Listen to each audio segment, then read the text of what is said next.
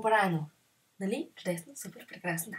За всички, които за първи път са с нас, welcome! За всички, които са гледали преди това Мия съм Вия, welcome back!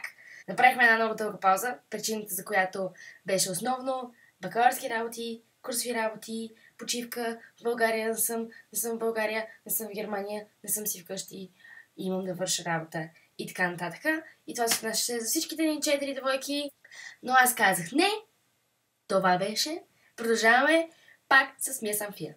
За хората, които за първи път гледат, това е един канал с основна цел да си запазим на видео най-хубавите моменти от студентските години на нас четирите, аз, Рая, Силви и Мирела.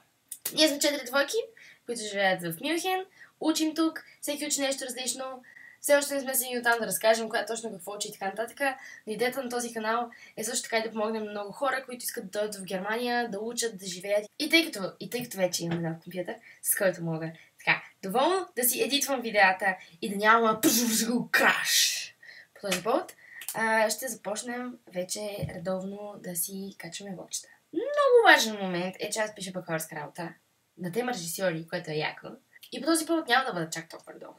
Но съм много мотивирана. Така че ще стане. Няма как да не стане. Продължаваме от тук нататък с пълна сила. Ще вземе кратък апдейт в скоро време какво се случва.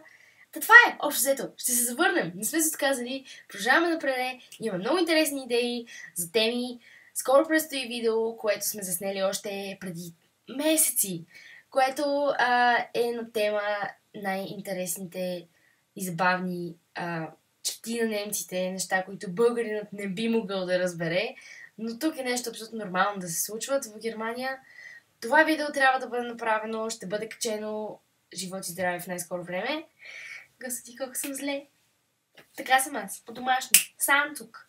И защо е всичко това? Казал го е, човек, казал го е.